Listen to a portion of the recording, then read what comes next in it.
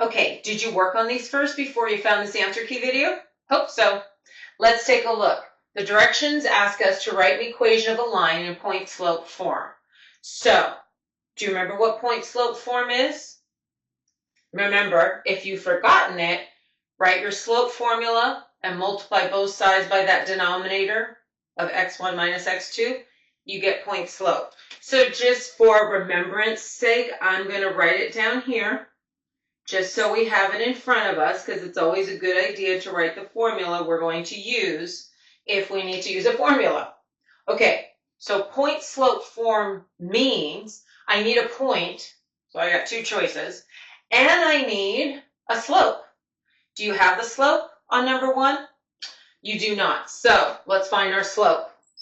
Remember, m is the variable always used for slope. Do you remember the difference of the y's? So this is the order I choose to subtract the y's over the difference of the x's. Since I chose the 3 first for the y's, I'll choose the 7 first for the x's. And as I simplify this, I get 14 over 7, which is 2. Lovely. Good? Okay. And now I need to plug the slope and one of those points into the point slope formula. Now it doesn't matter which one I choose. I'm just going to choose the first one. Some of you are like, I like the second one better. Okay, it's not a problem. Plug the second one in as well, and eventually we get the same result when we get the y by itself. So we've got y minus, now that's the subscript, so I'm going to choose the y from the point, m, parentheses, x, no subscript, it stays in x, and x sub 1, the 7 in this case. Good? Okay, let's see what it looks like if I use the other point. So some of you are like, I use the other one. Great. If I use the other point of 0 and negative 11, then we would have y minus negative 11 equals 2, and in parentheses, x minus 0, wouldn't we? And remember, you're going to leave it in point slope form, which means that would be point slope form. I'm not going to get the y by itself. If you do that, it's a completely different form. Good? Okay. Number 2. First thing we need is the slope, because they didn't give it to us. Okay, so to find slope, the difference of the y's over the difference of the x's. I'm just going to save myself a little bit of board space, so we have negative 4 over negative 10, and gratefully that reduces to 2/5. Do you agree? Okay, so my slope is 2/5. And now, if I choose, let's say the first point, negative 8 and negative 1, let's see what it looks like in point slope form. Y, there's no subscript, so I leave it as y, minus y1, negative 1 equals m, which is 2/5, and in parentheses, x, no subscript, so it stays in x, minus, and if I simplify the signs, this is what it looks like in point slope form using my slope of 2/5 and my point of negative 8, negative 1. Okay, but some of you are like, I used the other point because it was all positive. Fantastic. Hold on. Let me write it down just to make sure everybody's good. So y, no subscript, minus y1, m, and in parentheses x, no subscript, stays in x, minus x1. Okay, there's no signs for me to simplify, so this is what it would look like if you chose a point 2, 3. Cool? And again, if you get the y by itself in both of these equations, they will turn out to be exactly the same. But they're not asking you to do that. Point slope, that's what we have here. Point slope, point slope, point slope, point slope. Good? Okay, the next two examples coming your way. Okay, examples 3 and 4. By the way, if you got these, then just fast forward to the last two. So FYI, you don't have to watch this if you already got these two examples. Got it? Or if you only got 3 and you need to see 4, fast forward. Okay, but let me work on number 3 for those of us that want to take a look and see if we agree on our answers. So point slope form, what do we need first? We need the slope. So how do you find it? Difference of the y's over the difference of the x's. Notice I'm subtracting in the exact same order. This is the y I chose first. This is the x I chose first. Okay, going to save myself just a little board space. So in the numerator, we have -4, and in the denominator, -6, which gives us 2/3 for our slope. Yes? Wonderful. And now we're going to use point slope. So we have m equals 2/3. And let's see what it looks like with each one, shall we? Because some of you chose the second one versus the first one, but I want you to see what it looks like with the first point, if this is the one we chose. So, what's the point slope? I didn't write it down. What is it? Y minus, in this case, -1, good, equals m, and in parentheses, x minus -4. Good job, you guys. Okay, let's simplify this only because of the sign. So it's y plus 1 equals 2/3. And in parentheses, x plus 4. And that's how we're going to leave it. Agreed? Now, for those of you who chose the second point, 2, 3 instead, what does it look like? Y minus 3 equals, keep talking, slope, 2/3. And in parentheses, x minus 2. Wonderful. Well done. And again, if they ask us to take it further, they'll be the exact same equation. How'd you do with number 4? You had to find slope first. Okay, so talk to me about finding slope. What'd you do? The difference of the y's over the difference of the x's. So 7 over 0. Uh-oh. What is that? What's 7 divided by 0? Some of you are like, it's either undefined or it's 0. It's 0 or it's undefined. I don't know which one it is. How do I know which one it is?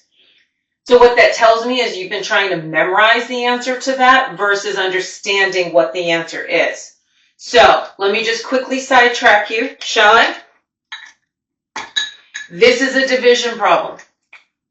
So it's always the numerator divided by the denominator. Got it? And the question is, what do you put on top here that when you multiply by 0 gives you 7? Anything? No, that doesn't make any sense. 0 times anything is just 0. How do I get it? You're right, you're not going to get a 7. This is the crazy one. So, can you do this division? No. This is the undefined one. And don't memorize it, understand it. Set up your long division. The numerator divided by the denominator. And ask yourself, what do you put on top that when you multiply by the number outside gives you the number inside? Cool? Okay. So now I have 2 points to work with, don't I? And I'm still trying to write it in point slope because that was the directions. So I have the first point of 3, 9, and my slope is undefined. That's going to be interesting. So don't write anything, or maybe you did on your paper. Just watch a second. That means I would do y minus 9 equals undefined times x minus 3. Well, this is really weird because I can't multiply by the word undefined. That doesn't make any sense. You're right, it doesn't. So, here's how I'm going to get you to understand it. If I literally plot these 2 points, that would be 3 and 9, and 3 and -2. This is a vertical line.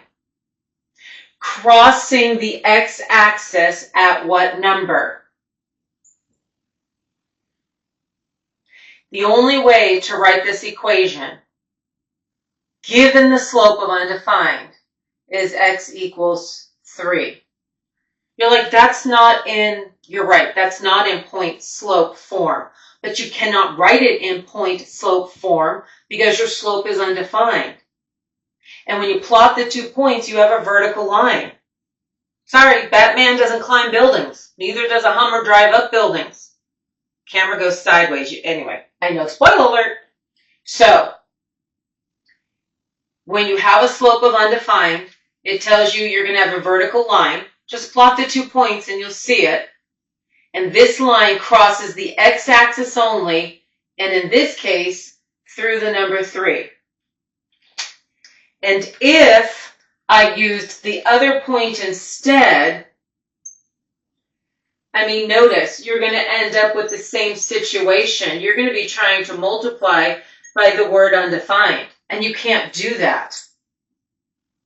Plot the 2 points, you'll see you have a vertical line crosses the x-axis only through the 3. Cool? Okay, good. This one was one that was a little bit, I don't want to say tricky, but you had to think a little bit further than just what we did on the first 3 problems. Okay, got 2 more coming your way. Stay tuned. Okay, how'd you do on the last 2? Good. Let's see if we agree. So first thing on number 5, find the slope. All right. So I am going to do the difference of the y's over the difference of the x's. And double negative will make it an addition problem, right? 0 over 5. Lovely. Here we go again. So talk to me. What's 0 divided by 5? Some of you are like, is that the undefined one? Is that the... Do your division. The numerator divided by the denominator. The question is, what do you put on top that when you multiply by the outside, you get the inside? Good, 0, because 0 times 5 will give you 0. That means this answer is 0. Are we good? Good. All right, so now I have a slope of 0. And I have 2 points to use. Well, let's see what they both look like, because some of you use the first point, some of you use the second point. Either way. Okay, so point slope form, what's that formula? What do I write? Good, y minus negative 6 equals 0, and in parentheses, x minus 4. Got it. So this is going to be y plus 6 equals 0. Because 0 times anything is 0. So, well, there we go. Point slope form. Good? Let's look at the second point. What happens if we use the second point instead?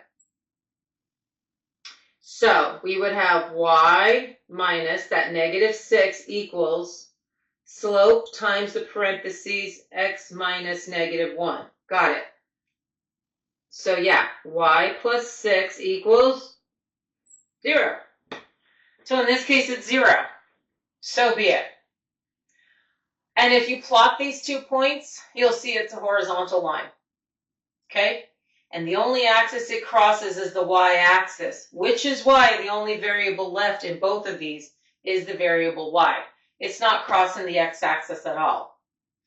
By the way, that observation only works for linear equations. Cool? All right. Number 6.